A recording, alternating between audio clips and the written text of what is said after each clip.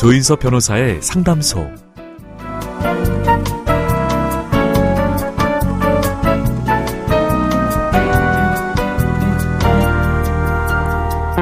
새 구두를 신었을 때 발 뒤꿈치가 까지고 발가락에 물집이 잡혀서 고생하곤 하죠.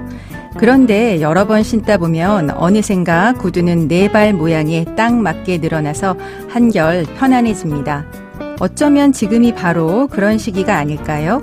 구두가 내 발에 꼭 맞게 늘어난 것처럼 내 마음도 편안해지는 때가 올 겁니다. 그렇게 되면 봄길을 사뿐사뿐 걸어봐야 되겠죠. 조인섭 변호사의 상담소 지금 문을 열겠습니다.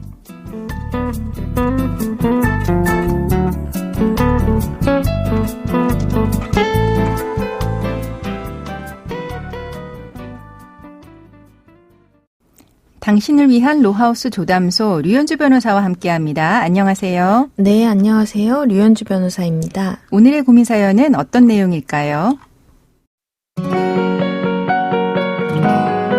저와 남편은 결혼 40년 차가 됐고 아이들은 모두 자립해서 각자 살고 있습니다. 저희 부부는 소일거리 삼아서 원예 농장을 시작했고 제법 잘 됐습니다. 어느 날 전통 찻집 여사장이 농장에 찾아오더니 꽃을 대량 주문했습니다.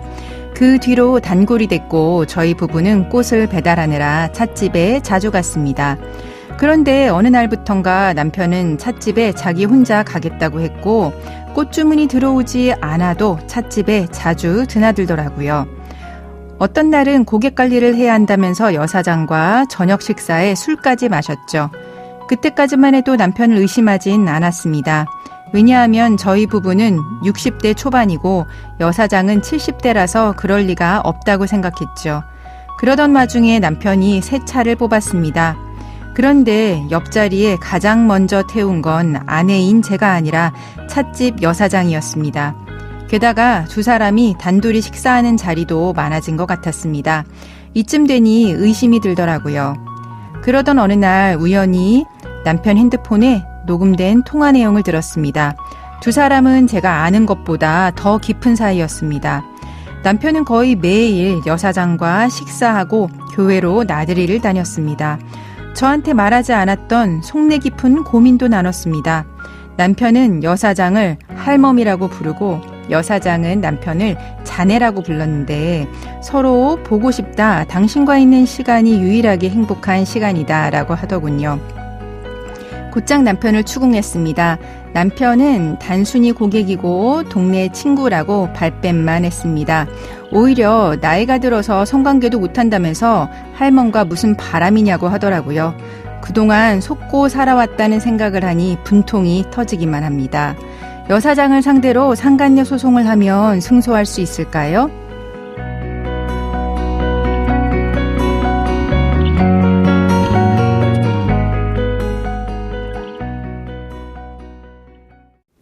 조인섭 변호사의 상담소, 남편의 외도를 의심한 아내분의 사연이었습니다. 그런데 남편은 60대, 상대 여성은 70대입니다.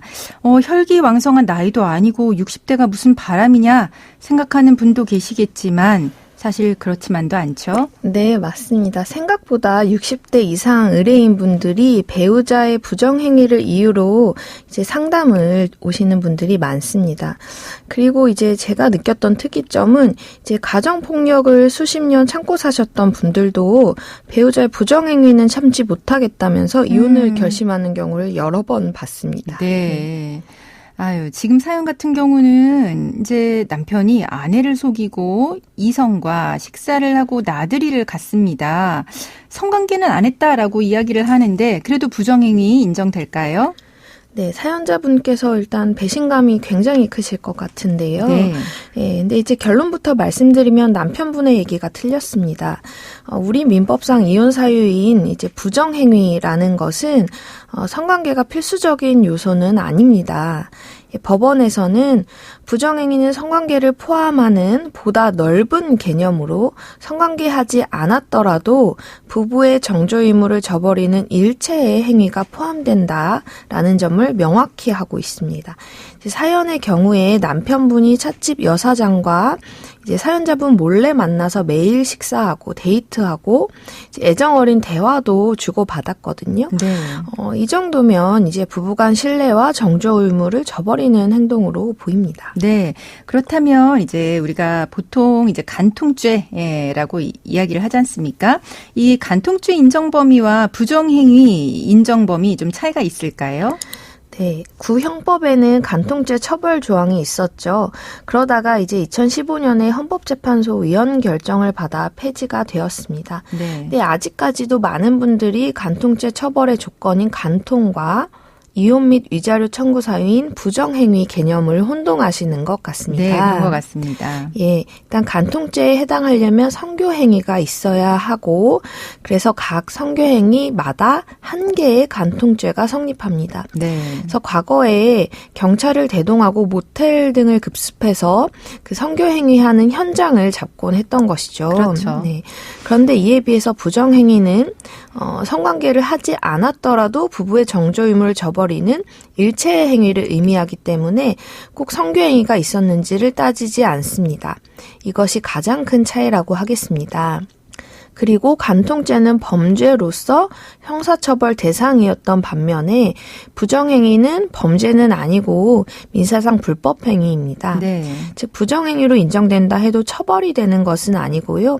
위자료 배상 책임이 있을 뿐입니다. 네, 그러면 이혼을 하지 않고 상간자를 상대로 위자료 청구만 하는 경우도 요새 꽤 있거든요. 이혼 안 하고 그냥 상간자 상대 위자료만 하면 이런 경우에 위자료 액수는 좀 줄어들까요? 예, 먼저 기본적으로는 이제 부정행위는 이제 두 사람이 함께하는 것이기 때문에 그 법적 성격이 공동 불법 행위입니다. 네. 근데 이제 공동 불법 행위에 대해서는 피해자가 입은 정신적 손해를 전체적으로 평가해서 이제 각 행위자가 전부를 배상할 의무를 진다고 보거든요. 그래서 배우자를 배제한 채 상간자에 대해서만 위자료 청구하는 경우에도 둘 모두를 상대로 청구하는 경우와 동일하게 이제 손해액 전부에 대해서 청구할 수 있는 것이 원칙입니다. 그러면은 뭐 이혼 여부와 상관없이 이제 위자료 액수는 그렇게 크게 차이는 나지 않는다라는 건데, 근데 어떻게 생각하면 상간자 입장에서는 같이 책임져야 되는 거 혼자 책임져야 된다고 생각하니까 좀 억울한 측면도 이제 있을 수 있다, 이렇게 이야기할 수도 있겠거든요. 네, 맞습니다. 그래서 상간자가 피해자에게 일단 손해액 전부를 배상했다고 하면 그중에 내부 분담 비율에 따라서 다른 공동 불법 행위자에게 구상권을 청구할 수가 있습니다. 아, 구상권이요? 네. 근데 이렇게까지 하면 법률 관계가 좀 복잡해지죠. 그래서인지 최근 판례 경향은 이혼하지 않고 상간자만 상대로 위자료 청구하는 경우에는 전체 손해액 중에 상간자 부담 부분에 해당하는 액수만 지급하도록 제한적으로 판결하는 경우가 있습니다. 네. 그렇게 하는 이유는 이제 상간자에게 전체 손해액에 대해서 책임을 지우게 되면 유책 배우자와 상간자가 서로 구상 비율을 따져 묻거나 네. 서로 동시에 같은 법정에 서게 되는 불합리한 결과가 발생할 수 있고요.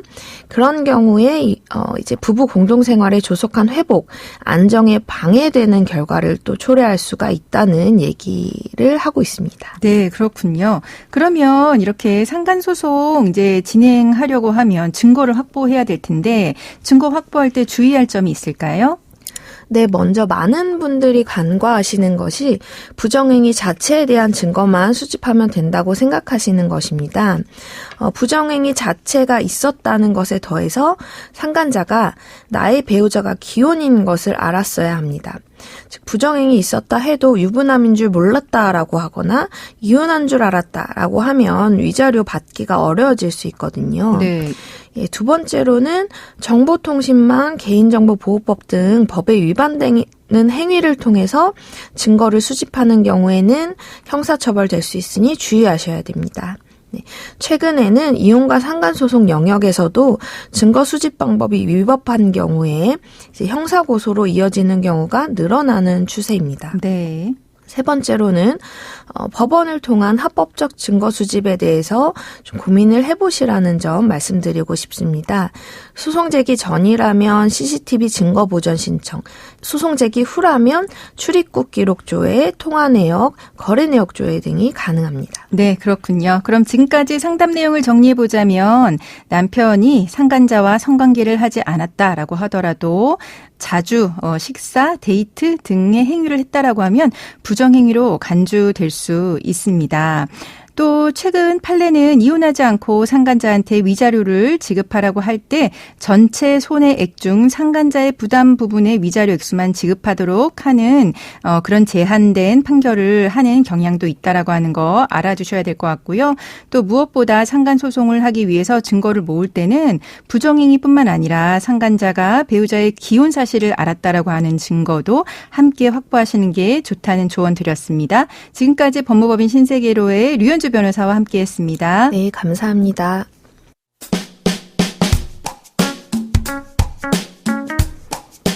알아두면 쓸데있는 법률 이야기 알쓸법 시간입니다. 환갑잔치가 옛말이 된 지 오래됐죠. 60대를 노인으로 보기엔 너무 젊다는 얘기가 많은데요. 현행법상 만 65세인 노인 연령 기준을 조정하기 위한 논의가 시작됐습니다.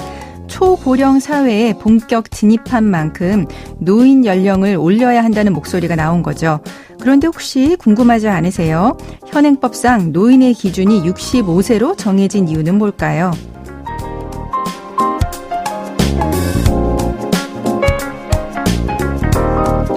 (1981년에) 제정된 노인복지법 제26조를 보면 65세 이상을 대상으로 공공시설의 요금을 무료 또는 할인해주는 경로 우대 내용이 담겨 있습니다. 이때부터 노인복지 기준 연령이 65세로 맞춰진 거죠. 그럴 수밖에 없는 게 1981년만 해도 기대 수명이 66.7세에 불과했습니다.